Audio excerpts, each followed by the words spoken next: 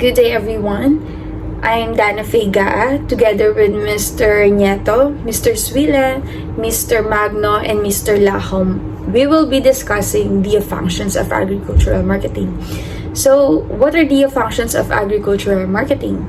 So, there are 5 functions of agricultural marketing. First, the classifications of marketing functions. Second, the types of grading. The third is the advantages of transport functions. The fourth one is the method in buying and selling. And lastly, the types of market information. So first, we will be discussing the classifications of marketing function. So, or agricultural marketing. So, as you can see, there are 11 types of classifications of agricultural marketing. So, what are those? They have this basis of location or place or operation.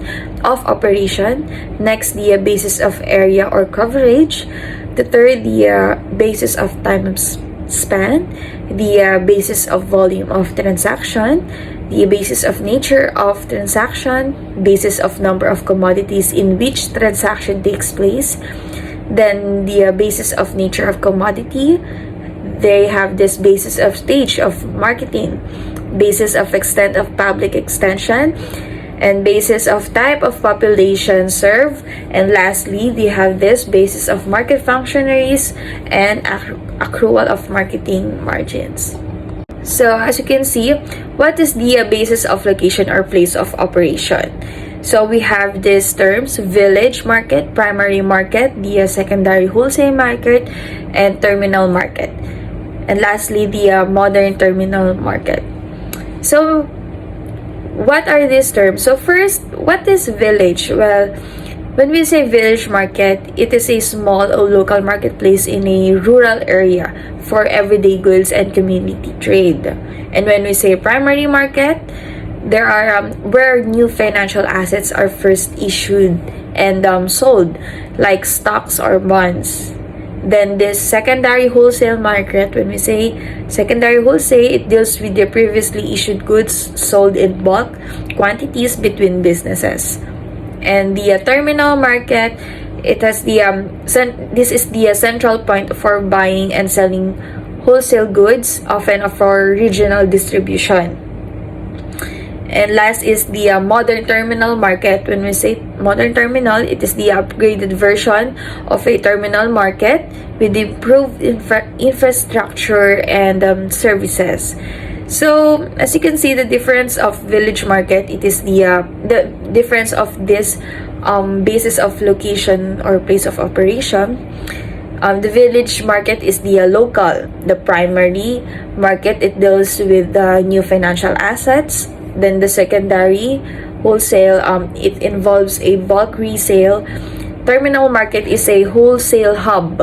And modern terminal markets and modern terminal is the upgraded version with better facilities. So for the basis of area or coverage, we have these 4 terms: the local or village market, as I discussed earlier, and we have this regional, national market, and last, the world or international market. So as I said, the local or village, it is the when we say village market, it is the local. So next, what is regional? Regional market, when we say regional, it involves trade within a specific geographic area or locality. And national market, it encompasses the trade throughout an entire country. So the international market, it involves the trade between different countries on a global scale. So the difference of this, as I said, the regional is local. Also, the village, national is within a country, and international involves trade between countries worldwide. So next is the basis of time span. So we have these 4 terms also. We have the short period market, periodic market, long period market, and secular market. So when we say short period market, it involves a brief or temporary changes in supply and demand. When we say periodic market, it exhibits cyclical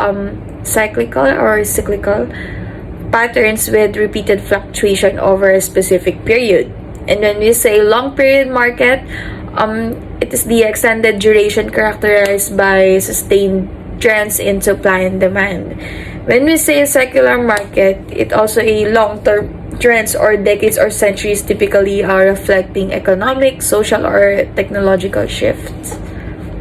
So what are the difference of this basis of time span? When we say short period, temporary; periodic, it has cycles; long period, the extended one; and secular it spans significant historical periods. Okay. Next will be the basis of volume of transaction. So we have these two terms, the wholesale market and retail market. So what is wholesale? This is where the goods are sold in large quantities, while the retail market, the goods are sold in smaller quantities directly to consumers. So it's where you shop for everyday items. So the difference: wholesale is the larger quantities, sold in larger quantities. The retail sell a smaller quantity directly to smaller amounts to individual shoppers.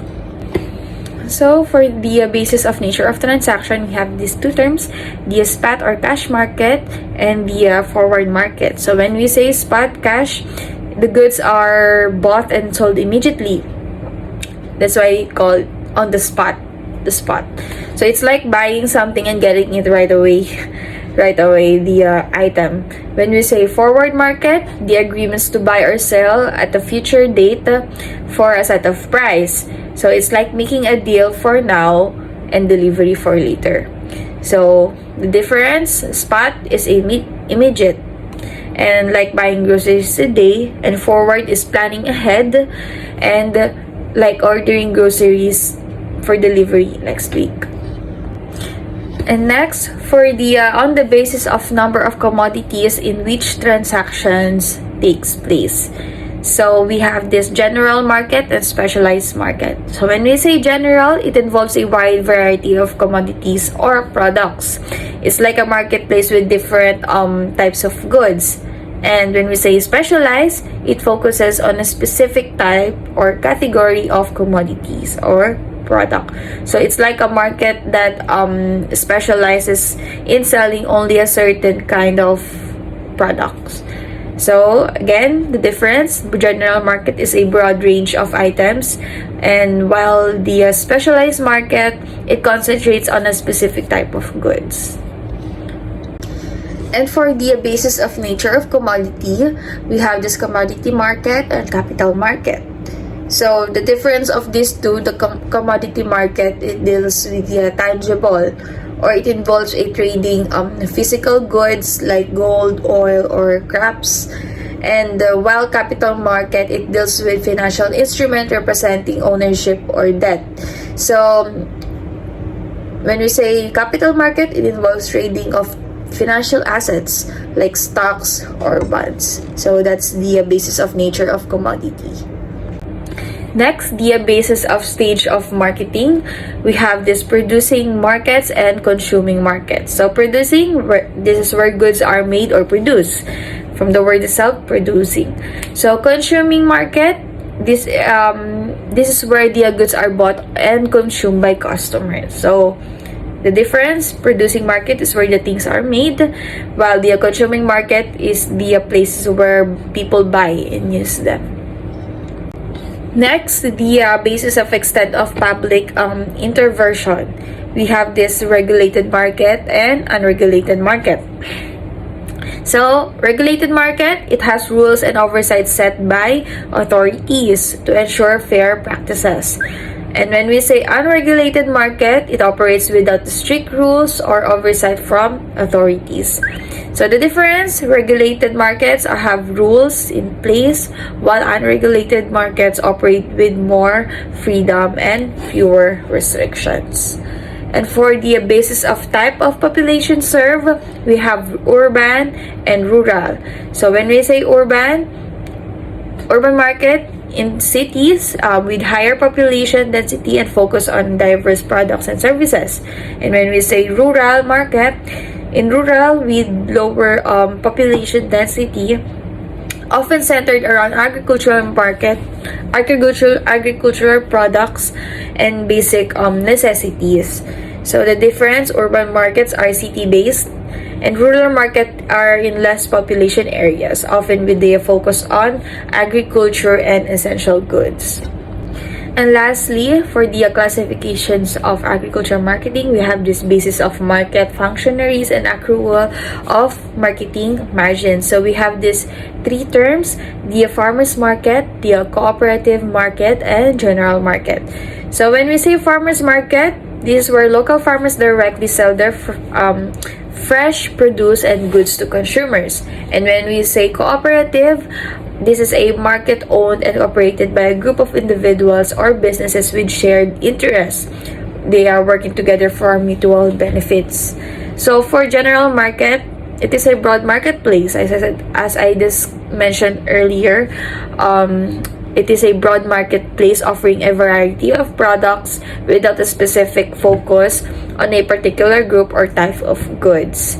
So the difference, farmer markets, it is for the local produce.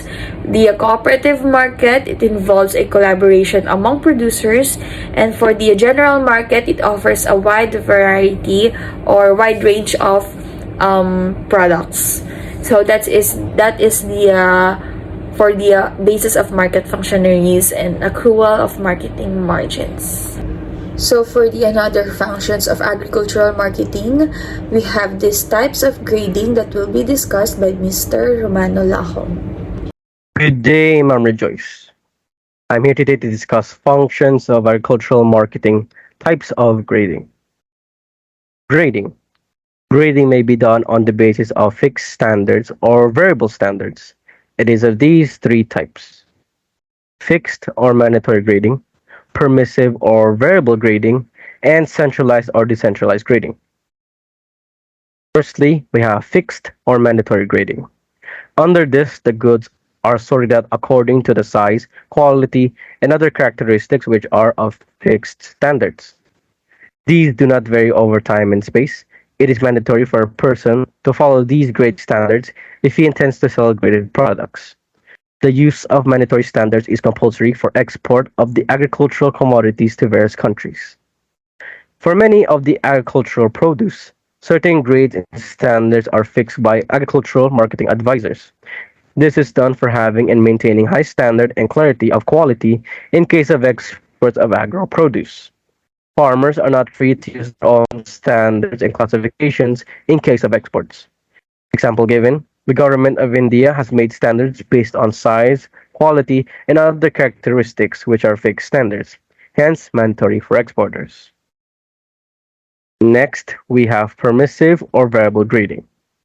Under this, the goods are graded according to the standards which vary over a period of time. The grading specifications are fixed in over time and space, in this case, but changed every year according to the quality of the produce in that particular year. In India, grading by this method is not permissible. And lastly, we have centralized and decentralized grading. The centralized grading system is applicable to those commodities which require elaborate testing arrangement for assessment of quality and determination of grade. The commodities under centralized grading system include ghee, butter, vegetable oils, oil cakes, powdered spices, honey, wheat flour, and besan. Under the centralized grading system, an authorized packer either sets up for his own laboratory, manned by qualified chemists, or seeks access to an approved grading laboratory set up for the purpose by state authorities or cooperative association or private agencies. The Directorate of Marketing and Inspection exercise close supervision on grading work of the approved chemist by way of periodical inspection of grading stations and the quality of graded produce. Next, we have grading methods. In general, the properties of food product which determine its quality may be shape, size, maturity, texture, flavor, color, and contaminants. Grading may be done manually or with the help of specialized machines which are discussed below. We have two types of grading methods, manual grading and machine grading. Manual grading. Most of the grading of fruits and vegetables, eggs, or such food product is carried out manually. The grader forms our balanced judgment of the overall quality and physically separates the food into quality categories. As such, there are some disadvantages of manual grading. It is a labor-intensive job which requires a lot of labor to grade fruit and vegetables. But still, most of the grading of fruits like mango, orange, quinoa, and vegetables are done manually in India. And next, we have machine grading. Machines grading. Grading of size and quality is an essential for the marketing of fruits and vegetables. Grading machines are available for cereals and fruits and vegetables, which are separate. Machine grading for cereals is of two separate types: viz, rotary screen grain cleaner, and grade cleaner and spiral separator. Sizing machines may be grouped broadly into two, based on diameter and based on weight, which grade by machines which based on diameter vary in design and size. It gives higher output than the machines grade by weight, and roller feeder conveyor is used for quality sorting of fruits and vegetables. A good weight grader has many advantages. It can be used for any shape, easily adjustable, and can be used for crops that are blemished or easily blemished. Grading by weight can be more accurate than grading by diameter. As such, we have four types of grading machines. We have screens, roller grader, diverging belt grader, and weight grader. First, we have screens. There's a variety of fruits and vegetables which are graded with the help of vibrating screens made of copper, stainless steel, or plastic, which do not react chemically with the products/produce. The material to be graded is passed over the vibrating or rotary screen. This screen is perforated to pass the smallest material at the beginning, then medium, and lastly the largest material. The material that passes the top of the screen can be rescreened and the new fractions can be derived. Here we have a picture of a apple/quinoa grading machine. Next we have roller grader. This type of grader is fast, accurate, and causes little damage to the fruits. These are extensively used in the fruit industry, and each roller rotates in a counterclockwise direction. The fruit is continuously rotated so that each piece has an opportunity to register its minimum dimension with the space in the grader. Roller conveyors with fixed space between the rollers are used for removing small fruits, twigs, and leaves, and also associated debris. Here we have an example of a roller grader for vegetables. Next, we have the diverging belt grader. This grader is widely used, which consists of two belts. These belts constantly diverge as they move. The fruit is carried on and between the belts. Since the distance between two belts increases gradually and systematically, the smaller pieces will drop between the belts at the beginning of travel, whereas the larger pieces will be carried further and will be dropped later. Here we have an example of a belt grader for onions. And lastly, we have weight grader. The grading is also done on the basis of weight of product. This method is accurate, fast, and there is minimum damage to fruits or vegetables. And as such, this can be used for large-sized products like apples, oranges, quinoa, mango, potato, tomato, eggs, etc. These are specially adapted for sorting material which cannot be handled by any other method due to their texture or shape. The material to be graded is placed in individual cups through automatic feed, which is then passed through the sorter where it gets indexed in with the help of spring-loaded trips. The spring tension is progressively weaker from beginning to end of movement. The heavier fraction discharge in the beginning, whereas lighter fraction next and lightest at the end. This type of grading is not dependent on the shape or size of material. Here we have an example of a weight grader for mango. Now may I call the next presenter, Mr. Ralph Andre Mag. Advantages of transport function in agricultural marketing.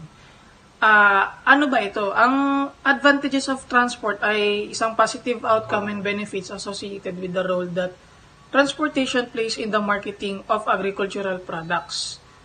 Ang transport function naman ay specifically meaning activities and processes involved na moving in agricultural goods from farms to markets, processing facilities, and ultimately sa ating mga consumers. And ang advantage of transport ay merong under na 6 na classification. Unang-una ang market access. Ang market access naman is a fundamental for farmers as it expands their potential customer base na nag-aalaw sa kanila to sell their product in different regions and markets. Pangalawa, ang price optimization. Ang price optimization, ang farmers can benefit from better pricing opportunities by reaching markets where their products are in higher demand, maximizing the profitability of their agricultural endeavors. Pangatlo, ang reduced wastage. Ang reduced wastage is directly contributes to the preserving the quality of the agricultural goods and minimizing the wastage also. So, which is crucial for both farmers and overall food supply chain. Pang-apat ay supply chain efficiency. Ang supply chain efficiency naman is essential for streamlining the entire process, reducing delays, and ensuring a smooth flow of products through various stages of product and distribution. Panglima ay access to diverse markets. Diversification of markets help farmers mitigate risk associated with local market fluctuations and seasonal demands. Nag-offer sila ng more stability and potential for increased sales. Lastly is export opportunities. Exporting agricultural products allows farmers to tap into the global markets, expanding their market reach and potentially increasing revenue through the international trade. Meaning, the more na meron ka mabibenta in exporting sa ibang bansa, mas malaki ang sales mo. So, for overall, ito mga advantage na to ay collectively highlight the critical role of the transport function in agricultural marketing, emphasizing its impact on the market accessibility, profitability, and overall efficiency of the agricultural supply chain. So for the 4 functions of agricultural marketing, we have this method in buying and selling that will be discussed by Mr. John Derek Nieto. Hello guys, I'm here to discuss to you agricultural marketing, buying, and selling methods. The first thing that I'm going to discuss to you guys is the direct sales. So direct sales are where farmers sell their products directly to consumers, local retailers, or businesses without involving other people. Some cases here are common for small scale or specialty products, providing farmers with higher profit margins. So the second one is the wholesale markets. So farmers sell their products in bulk to wholesalers who then distribute the products to retailers or other buyers. So in this case, suitable for large quantities of standardized products offering economies of scale. So syempre katulad nila yung bigas, di ba? Dinidistribute ng mga other company, ng businesses na lang to small businesses katulad ng mga tindahan, di ba? So here is the retail markets. Farmers sell their products directly to retailers such as grocery stores, supermarkets, or restaurants. In this case, it provides a direct link to the consumer market without going through multiple intermediaries. So hindi na siya mapupunta kahit saan pa, diretso na agad siya sa mga supermarkets, grocery stores, and other restaurants na kailangan ng certain product. So tulad ng mga pechay, gano'n, di ba? Mga kangkong, chips. So the next one is contract farming. Farmers entered into agreements with processors, exporters, or retailers to supply a specified quantity of agricultural products at predetermined prices. In this case, it offers stability and predictability for both farmers and buyers, promoting long-term relationships. So dito mahalaga yung yung trust ba. So kailangan mapagkatiwalaan ka nung buyer mo, o kaya yung basta both side kailangan trust. So next one is auctions. So agricultural products are sold to the highest bidder in a competitive auction setting, either in physical auction houses or online. In this case, common for perishable goods and products with variable quality and allowing for price discovery through competition. Siguro, example na lang natin po dito is yung mga nag-online selling din eh. Nag-online selling din. So here is the government procurement. Governments may directly purchase agricultural products from farmers at guaranteed prices to support farmers' incomes and stabilize prices. So in this case, it provides a safety net for farmers and helps in managing market fluctuations. So dito hawak ng government yung farmers natin, pero minsan hindi nabibigay yung tamang allowance or money for them, but I think somehow makukuha din nila yan. And the next one is cooperative marketing. Farmers form cooperatives to collectively market their products, negotiate better prices, and share resources. So in this case, it strengthens the bargaining power of farmers and enables access to larger markets. So the last one is the export and import, which we all know. It involves the sale of agricultural products to international markets or purchasing products from other countries. So in this case, it's expand the market opportunities and can be essential for countries with surplus and deficit in specific agricultural products. So the choice of method depends on the factors such as the nature of the product, market conditions, risk tolerance, and the preference of buyers and sellers involved. So syempre, lahat ng method na nasabi dyan, laging nakadepende yan sa mga tao and sa mga farmers. Actually, dapat talaga nakafocus tayo kung sino talaga yung nagbibigay sa atin ng mga food talaga. Kasi yun naman talaga yung main source natin ng di ba? Which is rice. Yun yung nakasanayan ng mga Pinoy. So, I think dapat mas i-focus natin yung mga farmers natin na bigyan na sila ng magandang condition sa markets, and siguro if magkakaroon tayo ng business na about agricultural, siguro dapat bigyan din natin ng magandang buhay yung magiging tauhan natin, since mahirap po talaga ang agricultural, which is kasi it takes time, tapos yung pagod tsaka yung hirap ba, tapos makukuha lang nila kaunti. So let's be good to our farmers. Thank you po. So for the last functions, we have this types of market information that will be discussed by Mr. Marcus Gabriel Suilan. Next to discuss is the types of market information. So first to discuss is the internal data. Internal data consists of the information companies collect about their customers and prospective customers. It's typically as part of their internal operations. Any data that is under the control of the organization is classified as internal data. Internal data refers to the facts and information that comes directly from the company system. The company controls this data, which is specific to its operations. Internal data provides information on the company's transactions and current practices by pulling facts and statistics from the internal databases.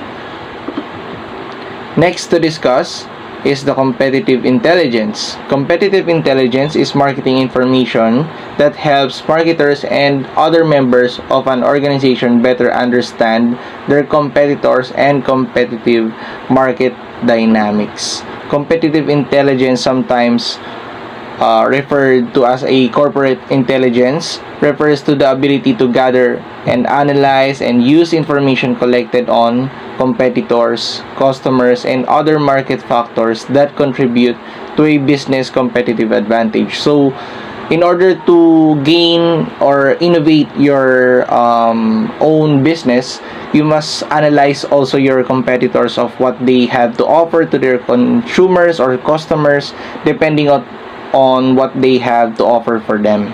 So competitive intelligence is important because it helps business to understand their competitive environment. So yun nga, as I've said, kailangan i-analyze mo muna yung mga competitors mo around your local place or around your location para mas maintindihan or you can better understand the specific type of product they are offering to their consumers or to their local business. So competitive environment and the opportunities and challenges it presents.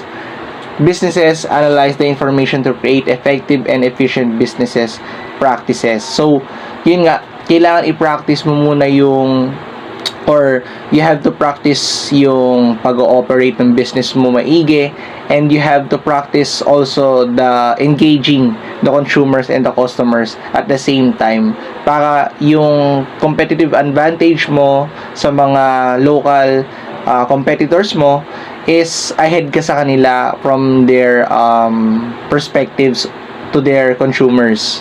So next is the market research. Next, marketing research. Marketing research is a systematic process for identifying marketing opportunities and solving marketing problems using consumers' insights derived from the collection and analysis of the marketing information. The term market research refers to the process of evaluating the viability of a new service or product through research conducted directly with potential consumers or customers. It allows the company to define its target market and get opinions and other feedback from consumers about their interest in a product or service. In the term of innovation, hindi lang yung team mo or hindi lang yung self mo yung importante sa innovation of your business. Syempre, kailangan mo din ma-receive ng mga comments or feedbacks from your consumers or customers through the buying process of your products.